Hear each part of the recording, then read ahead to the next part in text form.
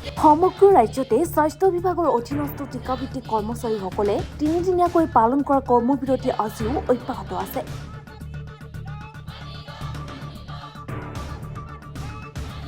ৰাজ্যৰ বিভিন্ন প্ৰান্তৰ সমান্তৰালকৈ তামোলপুৰতো আজি প্ৰাথমিক স্বাস্থ্য কেন্দ্ৰৰ টিকাভিত্তিক কৰ্মচাৰীসকলেও গ্ৰহণ কৰিছে কৰ্মবিৰতি।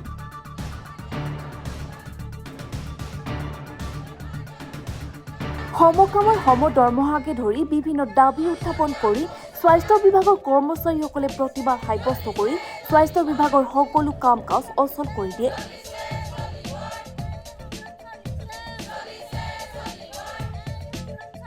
চাকৰি নিয়মীয়াকৰণ, সমকামৰ সমদৰমহা, সপ্তম দৰমহা আয়োগৰ দৰমহাৰ সুৰক্ষা বিচাৰি এইদৰে NHS কৰ্মচাৰীসকলে কৰ্মবিৰতি পালন কৰি গৈছে সমগ্ৰ অসমৰ লগতে তামোলপুৰতো।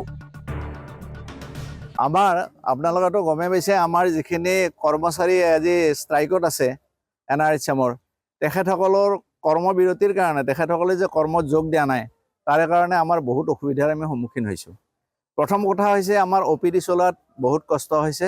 দ্বিতীয়তে আমাৰ যিটো 100 ডেজ TB প্ৰগ্ৰেম আছে, NCD প্ৰগ্ৰেম আছে, এইবিলাক প্ৰগ্ৰেমত তেখেতসকলৰ যথেষ্ট অৰিহণা আছে। গতিকে তেখেতসকলে যেতিয়া আমাৰ পৰা আঁতৰি আহিছে, ষ্ট্ৰাইকত বহি গৈছে, এই 3 দিন আমি যথেষ্ট অসুবিধা পাইছোঁ। এইবিলাক কৰ্মত আমাৰ বহুতখিনি হেম্পাৰ হৈছে। তৃতীয়তে আপোনালোকে গম পায় যে লেবৰেটৰী আমাৰ নচলিলে নহয়, যে লেবৰেটৰী আমি এতিয়া চলাব পৰা নাই। আমাৰ টেকনিচিয়ানবিলাক আল্টিমেটলি যিটো NRHMৰ টেকনিচিয়ান তেওঁলোকে আজি ষ্ট্ৰাইকত বহি গৈছে। গতিকে আমাৰ এই ষ্ট্ৰাইকত বহি যোৱাৰ কাৰণে আমি যথেষ্ট পৰিমাণে কি হৈছে অসুবিধাৰ সন্মুখীন হ'ব লগা হৈছে। গতিকে তেখেতসকলৰ যিবিলাক তেখেতসকলে দাবী কৰিছে, এইখিনি তেখেতসকলৰ দাবীখিনি আমাৰ চৰকাৰে দৃষ্টিগোচৰ কৰি তেওঁলোকক কৰ্মত যাতে আকৌ আমাক মনোযোগ দিব দিয়ে, সেইটো আমি তেখেতসকলৰ পৰা চৰকাৰৰ ফালৰ পৰা আশা কৰিছোঁ। আৰু আমাৰ কৰ্মচাৰীসকলকো আমি এটা অনুৰোধ জনাইছোঁ, তেখেতসকলৰ যিটো ষ্ট্ৰাইক, এই ষ্ট্ৰাইকটো বাদ দি ৰাইজৰ ফাললৈ চাই বাদ দিব লাগে। আৰু বাদ দি তেখেতসকলে বাৰু তেখেতসকলৰ দাবীখিনি পূৰণ কৰক, সেইটো আমি ক'ব যোৱা নাই। দাবীখিনি চৰকাৰে নিশ্চয় চালি জাৰি চাব, এইখিনি মই আশা কৰিছোঁ। কিন্তু এই কৰ্মীসকলে আমাৰ কি কৰিব দিছোঁ, তেখেতসকলে যাতে কৰ্মত যোগ দিয়ে, সেইটো মই নিশ্চয় অনুৰোধ জনাম। 3 দিনত ভৰি দিলে, এই 3 দিনত আমি বিশেষকৈ আমাৰ তামোলপুৰ ব্লক PHত আমি যথেষ্টখিনি অনুভৱ কৰি, আমাৰ লেবৰেটৰী কমপ্লিট পেৰালাইচিছ হৈছে। তাৰপিছত আমাৰ 100 ডেজ TB প্ৰগ্ৰেম চলি আছে। আজি RBSK, MMU গোটেইখিনি আমাৰ মানে মেইন বেছে হৈছে NHMৰ ওপৰতে এতিয়া গোটেই হেল্থ ডিপাৰ্টমেণ্ট চলি আছে। গতিকে আজি এই 3 দিনত আমি অভাৱ অনুভৱ কৰিছোঁ, কিন্তু তাতকৈ বেছি চাফাৰাৰ হৈছে আমাৰ পেচেণ্টখিনি। আজি দূৰ দূৰণিৰ পৰা পেচেণ্ট আহিছে।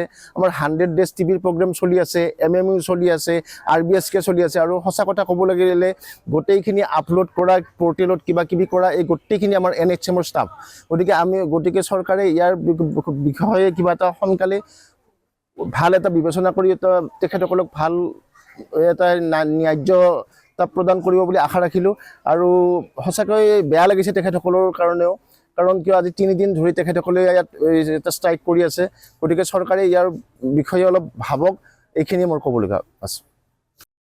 কাৰণ আমি 2005 চনৰ পৰাই আমি কাম কৰি আছোঁ, কিন্তু এতিয়ালৈকে আমাক নিয়মীয়াকৰণ কৰা নাই। আৰু নিয়মীয়াকৰণ নকৰিলে আমাৰ বহুত অসুবিধা হয়, আমাৰ সংসাৰ চলোৱাত বহুত অসুবিধা হয়, ল'ৰা ছোৱালীক ভালমতে পঢ়াব নোৱাৰোঁ।